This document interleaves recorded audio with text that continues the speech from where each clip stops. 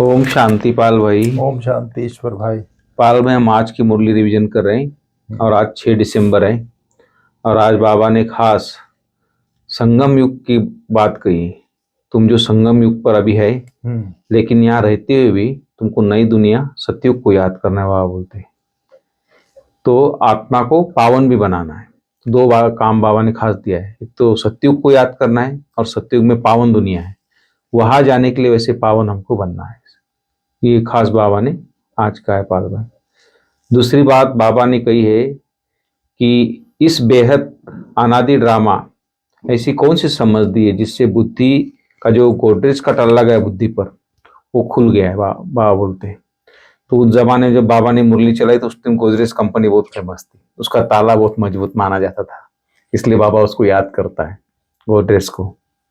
इसलिए बाबा बोलता है कि जो ऐसा ताला जो मजबूत था, पक्का था बुद्धि पे, माना पूरी बुद्धि ये थी, भक्ति पूजा पाठ धर्म शास्त्र, माना पूरी, माना भगवान को सर्वव्यापी कह रखा था, भगवान के बारे में कुछ नहीं जानती थी।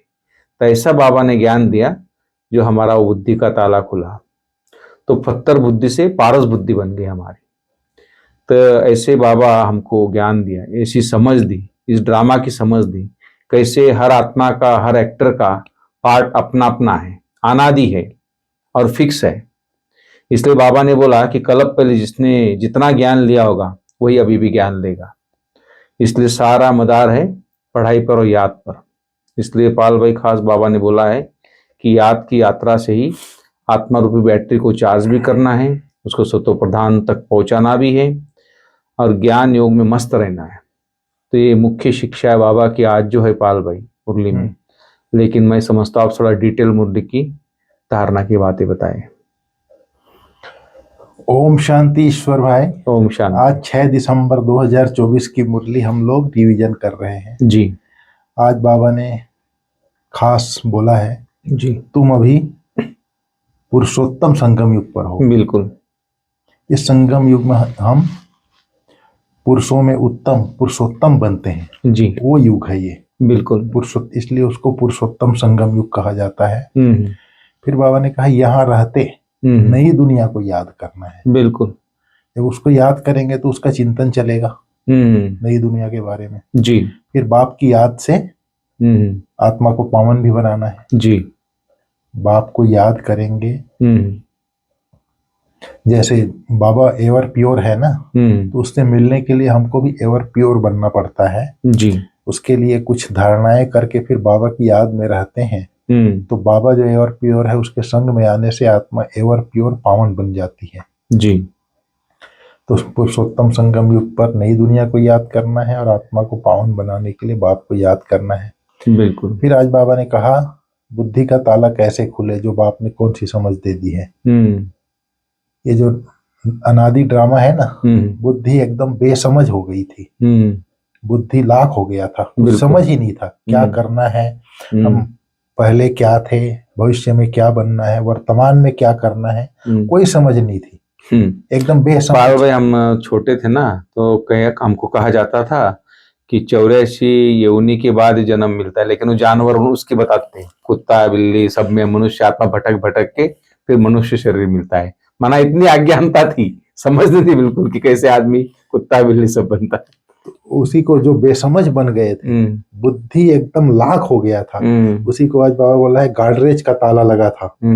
तो बाबा ने जो अनादि ड्रामा का ज्ञान दिया जी, कि आप देवी देवता थे, फिर से देवी देवता बनना है, तो सारे सृष्टि चक्र का ज्ञान दिया बुद्धि में। जब समझ में आ गई तो ये जो गाडरेज का ताला अर्थात बेसमझी का ताला लगा हुआ था वो खुल गया। पत्थर बुद्धि से पारस बुद्धि बन गए। बुद्धि में एकदम अज्ञानता भरी हुई थी, फिर ज्ञान भर गई, फिर ज्ञान का चिंतन करते करते बुद्धि जो है दिव्य बन जाती है, प्योर बन जाती है, पारस बुद्धि बन जाती है। तो पत्थर बुद्धि और पारस बुद्धि, यहाँ दो बात है जी।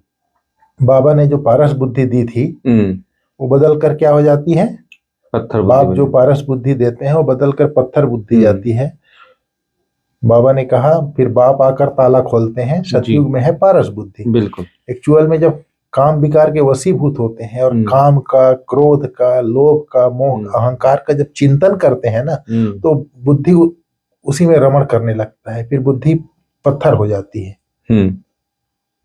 बाबा ने वैल्यूलेस हो जाती है। कल बोला था ना, आसुरी गुण दैवी गुण के ऊपर ही कल बाबा ने बोली चला, वैल्यूलेस हो जाती है, पत्थर की कोई वैल्यू नहीं होती, पारस की वैल्यू होती है जी। बुद्धि मतलब एकदम हल्की हो जाती है, वैल्यूलेस हो जाती है, इसलिए उसको पत्थर बुद्धि कहा जाता है।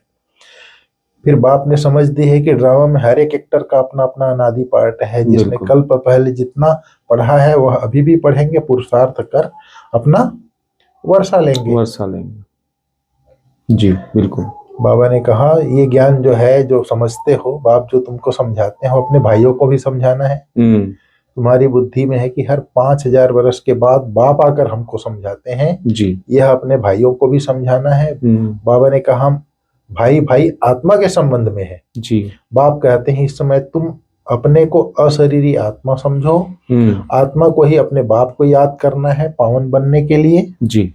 आत्मा को ही अपने बाप को याद करना है पावन बनने के लिए। आत्मा पवित्र बनती है तो फिर शरीर भी पवित्र मिलता है, आत्मा अपवित्र तो जेवर भी अपवित्र होता है, बाबा ने कहा जी। फिर बाबा ने कहा तुम्हारे में भी नंबरवार पुरुषार्थ अनुसार जानते हैं, इसको पुरुषोत्तम संगम युग को जी। हमारी एक टांग स्वर्ग में है, एक टांग नर्क में है, रहते तो यहाँ है परंतु नई दुनिया में, और नई दुनिया में जो ले जाते हैं उनको याद करना है जी। नई दुनिया को और नई दुनिया में जो हमको ले जाते हैं बाबा, उनको याद करना है।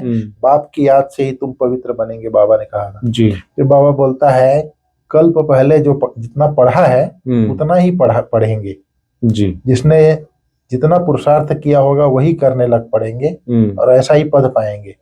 अभी तुम्हारी बुद्धि में पूरा चक्र है, सृष्टि चक्र का ज्ञान है, तुम ही ऊंचे ते ऊंचा पद पाते हो, फिर तुम उतरते भी ऐसे हो, बाबा बोलता है। फिर बाबा ने कहा आज भारत पुराना नर्क है, कल नया स्वर्ग होगा, तुम्हारी बुद्धि में है, अब हम नई दुनिया में जा रहे हैं, श्रीमत पर श्रेष्ठ बन रहे हैं, श्रेष्ठ जरूर श्रेष्ठ सृष्टि पर रहेंगे जी। यह लक्ष्मी नारायण श्रेष्ठ है तो श्रेष्ठ स्वर्ग में रहते हैं, जो भ्रष्ट है वो नर्क में रहते हैं। यह राज तुम अभी समझते हो जी। इस बेहद के ड्रामा को जब कोई अच्छी रीति समझे तब बुद्धि में बैठे, बाबा ने कहा। बाबा ने कहा बाप ही आकर इनका मुख लेते हैं, किसका? ब्रह्मा बाबा का जी। मुख किसका लेंगे? किसी न किसी का तो लेंगे ना। जैसे बाबा ने कहा तुम्हारी आत्मा इस शरीर पर सवारी है, तब तो बोलते हो, तो शिव बाबा को अपनी सवारी तो है नहीं, तो मुख जरूर चाहिए, नहीं तो राजयोग कैसे सिखाएंगे? प्रेरणा से तो नहीं सीखेंगे, बाबा ने कहा। तो यह सब बातें दिल में नोट करनी है। परमात्मा की बुद्धि में सारी नॉलेज है ना, तुम्हारी भी बुद्धि में यह बैठना चाहिए। बिल्कुल यह नॉलेज बुद्धि में धारण करनी है। कहा भी जाता है तुम्हारी बुद्धि ठीक है ना। बुद्धि आत्मा में रहती है, आत्मा ही बुद्धि से समझ रही है, आत्मा बुद्धि के द्वारा समझ रही है। जैसे कोई उल्टा काम करते बोला उसकी बुद्धि भ्रष्ट हो गई, हाँ तो बुद्धि कोई बाबा भ्रष्ट बुद्धि नहीं कहता, पत्थर बुद्धि कहता है। दुनिया में लोग बोलते हैं, दुनिया में कहते हैं आत्मा ही बुद्धि से समझ रही है। तुम्हारी पत्थर बुद्धि किसने बनाई? रावण ने बनाई, गार्डेज का ताला लगा दिया था। पारस बुद्धि सतयुग में होती है जो बाबा बनाते हैं। फिर बाबा ने कहा जिनका बाप के साथ लव है उनका घर के साथ भी लव होगा। मुरब्बी बच्चे होते हैं ना, तुम समझते हो यहाँ जो अच्छी रीति पुरुषार्थ कर मुरब्बी बच्चा बनेंगे वह उच्च पद पाएंगे, छोटे अथवा बड़े शरीर के ऊपर नहीं है। ज्ञान और योग में जो मस्त हैं वह बड़े हैं। कई छोटे छोटे बच्चे भी ज्ञान योग में तीखे हैं तो बड़ों को पढ़ाते हैं, नहीं तो कायदा है, दुनिया में कायदा है बड़े छोटे को पढ़ाते हैं। बाबा ने कहा तुम धरती के चैतन्य सितारे हो और वह जो है आसमान के जड़ सितारे हैं। तुम सितारा नाम सुन अपने को देखते हो, तुम धरती के चैतन्य सितारे हो और वो सितारे आसमान के जड़ सितारे हैं। बाबा ने कहा तुम तो 84 जन्म लेते हो, कितना बड़ा पार्ट बजाते हो, पार्ट बजाते बजाते चमक डल हो जाती है, बैटरी डिस्चार्ज हो जाती है। फिर बाप द्वारा ताकत भरते हो, तुम्हारी बैटरी चार्ज कर रहे हो, और बैटरी चार्जिंग में माया बहुत बड़ा विघ्न डालती है जी। बैटरी चार्ज करने नहीं देती है। तुम चैतन्य बैटरी हो, जानते हो बाप के साथ योग लगाने से हम सतो प्रधान बनेंगे, अभी तमो प्रधान बड़े हैं। उस हद की पढ़ाई और इस बेहद की पढ़ाई में बहुत फर्क है। बिल्कुल बाबा ने कहा तुमने 84 बार पार्ट बजाया है, तुम्हारी बैटरी कितनी बार चार्ज और डिस्चार्ज हुई है। तुम जानते हो हमारी बैटरी डिस्चार्ज है तो फिर चार्ज करने में देरी क्यों करनी चाहिए? सही। परंतु माया बैटरी चार्ज करने नहीं देती। माया बैटरी चार्ज करना तुमको भुला देती है, घड़ी घड़ी डिस्चार्ज कर देती है, करा देती है, कर नहीं देती, डिस्चार्ज करा देती है। कोशिश करते हो बाप को याद करने की, परंतु कर नहीं सकते हो। तुम्हारे में जो बैटरी चार्ज कर सतो प्रधान तक नजदीक आते हैं, उनसे भी कभी कभी माया गफलत कराए बैटरी डिस्चार्ज करा देती है। सांप सीढ़ी का खेल है ना, 99 तक पहुंच के 0 में आ जाता है। तो बाबा ने कहा तुम्हारे में बैटरी जो सतो प्रधान के नजदीक पहुंच जाते हैं, उनको भी गफलत कराए बैटरी डिस्चार्ज कराती है। फिर बाबा ने कहा यह पिछाड़ी तक चलता रहेगा, वंडरफुल खेल है। फिर आज बाबा ने कहा है याद की यात्रा में तुम्हें आत्मा रूपी बैटरी को चार्ज कर सतो प्रधान तक पहुंचना है। ऐसा कोई गफलत नहीं करना है जिससे बैटरी डिस्चार्ज हो जाए। जी। बाबा ने कहा मुरब्बी बच्चे जो होते हैं बाप के साथ साथ घर से, मुरब्बी बच्चा बनने के लिए बाप के साथ साथ घर से भी लौ रखना है, ज्ञान और योग में मस्त बनना है। बाप जो समझाते हैं वो अपने भाइयों को भी समझाना। बिल्कुल। आज बाबा ने कहा एक बाप को अपना संसार बनाकर सदा एक की आकर्षण में रहने वाले कर्म बंधन मुक्त भाव, सदा इसी अनुभव में रहो कि एक बाप दूसरा न कोई, बस एक बाबा ही संसार है। बिल्कुल। और कोई आकर्षण नहीं, कोई कर्म बंधन नहीं, अपने किसी कमजोर संस्कार का भी बंधन ना हो। जी। फिर बाबा ने कहा जो किसी पर चाहे व्यक्ति हो, वस्तु हो, वैभव हो, किसी पर मेरेपन का अधिकार रखते हैं, उन्हें क्रोध या अभिमान आता है। अच्छा। यह भी कर्म बंधन है। लेकिन जब बाबा ही मेरा संसार है यह स्मृति रहती है, तो सब मेरा मेरा एक मेरे बाबा में समा जाता है और कर्म बंधनों से सहज ही मुक्त हो जाते हैं। अगर कहीं भी मेरापन है, चाहे व्यक्ति में, वस्तु में, तो अगर अधिकार रखते हैं मेरा है जी, तो बाबा कहता है क्रोध या अभिमान आएगा। हाँ सही। इसलिए बाबा कहता है मेरा बाबा कहो। जब मेरा शब्द तो मेरा बाबा, बस मेरा बाबा में के ऊपर अधिकार रखो, मैं और मेरा दोनों का ही। वहां पर न क्रोध आएगा न अभिमान आएगा। जी। फिर बाबा ने आज स्लोगन में बोला है महान आत्मा वह है जिसकी दृष्टि और वृत्ति बेहद की है। जी।